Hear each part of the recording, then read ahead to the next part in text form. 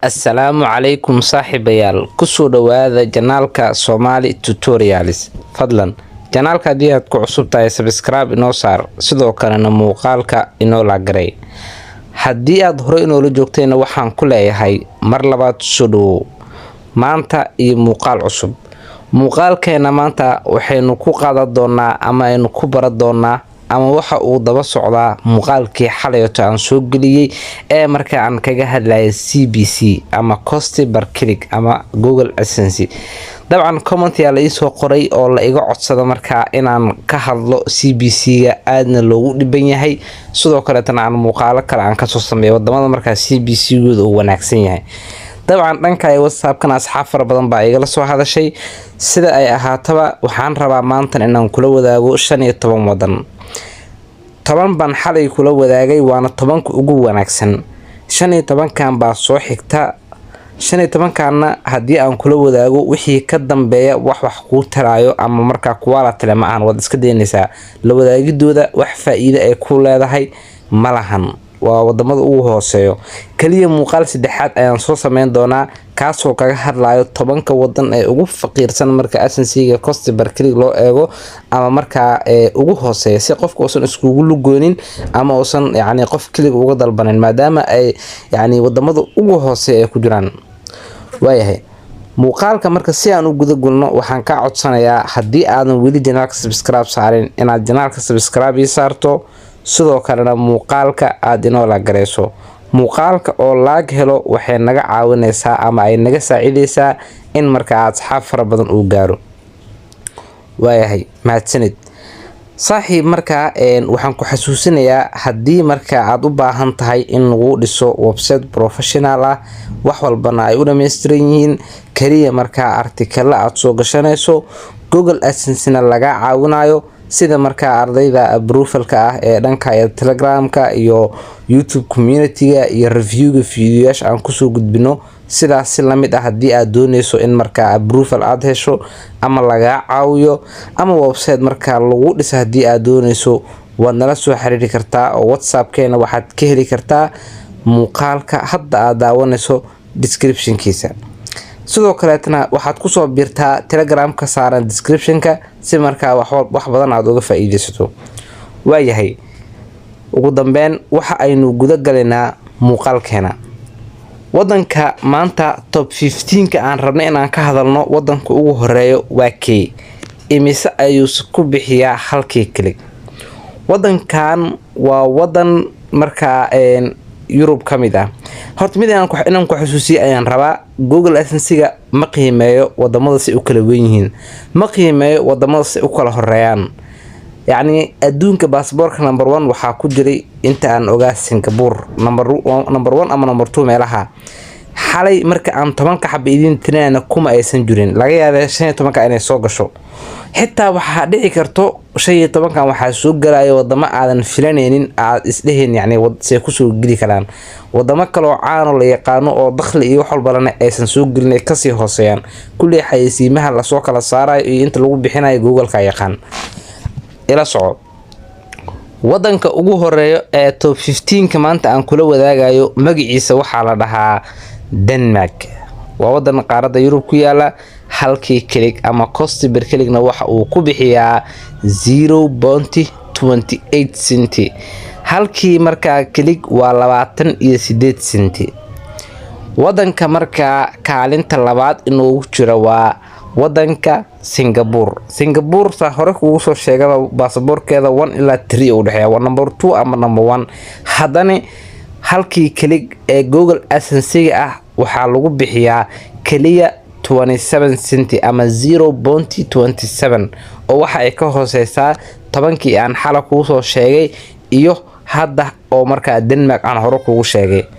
Denmark baa number 1 noogu jirta, sidoo kale Singapore baa number 2 noogu jirta oo marka 0.27 ku bixisa cost per click. waayahay wadanka saddexaad maxaad is leedahay? wadankan inta aan kuu sheegin waxaan ka codsanayaa inaad janaalka subscribe saarto, sidoo kalena muuqaalka aad inoo la gareyso si marka asxaab fara badan uu gaaro. wadankan magaciisa waxaa la dhahaa South Africa. dabcan wadankan wuxuu ku yaalaa Africa, cost per click ama halkii clickna waxa ay ku bixiyaan lacag dhan 0.26 senti yacni 26 senti ayay ku bixiyaan labadii qofba waxay ku dhawaanaysaa nus dollar ama nus dollarka. wadanka marka afraad ee aan rabo inaan kula wadaago waa wadanka Norway. wadanka Norway waa wadan Yurub ka tirsan, Soomaaliya ay joogto. qiimaha uu ku bixiyana cost per click ama halkii click waa 0.26 ama 26 senti oo waxa ay siman yihiin wadanka South Africa. waayahay wadanka markaa shanaad aan rabo inaan kula wadaago waa Netherlands. Netherlands isna waa wadan markaas yacni Yurubta ka mid ah, haddana waxa uu la siman yahay labadii aan hore kugu soo sheegay ee South Africa iyo Norway oo qiimaha uu cost per click uu ku bixiyo waa 0.26 senti. wadanka markaa kaalinta lixaad inoogu jira waa unknown region ku qoran kullee lama yaqaan oo filan magaciisa. waxa uu ku bixiyaa 0.25 senti cost per click yacni halkii click waa 25 senti. labadii qofood baa nus dollar ah wadankan. okay wadanka markaa ku xiga waxaa la yiraahdaa Bahamas. halkii clickna waxa uu ku bixiyaa lacag dhan 0.24 senti.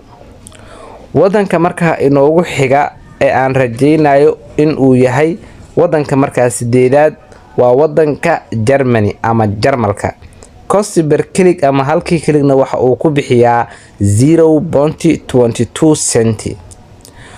waayahay wadanka kale markaa sagaalaad ee ku xiga waa wadanka yacni Yurub ugu dakhliga badan marka loo eego lacagaha iyo shaqaalaha, magaciisana waa Switzerland. waxa uu ku bixiyaa 0.21 senti. 21 senti ayuu ku bixiyaa halkii markaa click ama cost per click. wadanka tobanaad waa wadanka isla Yurub ah Belgium. Belgium isna sidoo kale waa sida taqaana waa wadan markaa Yurub ka tirsan. halkii clickna waxa uu ku bixiyaa lacag dhan 0.21 senti ama 21 senti halkii markaa click. wadanka 11aad ee maanta aan ku qaadanayno top 15 keena waa wadanka Spain. Spain waxa ay ku bixisaa halkii click ama cost per click lacag dhan 0.19 senti ama 19 senti halkii click. wadanka 12aad waa wadan markaa aad iyo aad u wada garanaysaan, waana wadan markaa ah Djibouti ama Djibouti. wadankan waxa uu ku xigaa wadanka Spain oo ku hooseeya, laakiin waxa uu soo galay yacni 25 wadan asensiga ugu horeyso. wadamo badan oo Yurub ka hooseyn doono oo wali aanan ku sheegin. wadankan Djibouti halkii click ama cost per click waxa uu ku bixiyaa 19 senti oo Spain ay siman yihiin. wadanka markaa wadanka Djibouti ku xigna waa Thailand. Thailand isna sidoo kale waxa uu ku bixiyaa halkii click ama cost per click 17 senti ama 17 senti per click. wadanka markaa 14aad ee top 15 keena aan ku qaadanayna waa wadanka Faransa. Faransa halkii click ama cost per click waxa ay ku bixisaa 0.17 senti ama 17 senti ama 17 senti qof walba sidoo u fahmay. wadanka ugu dambeeya ee maanta aan ku qaadanayno top 15 keena ee casharka ama muuqaalka waa wadanka Colombia.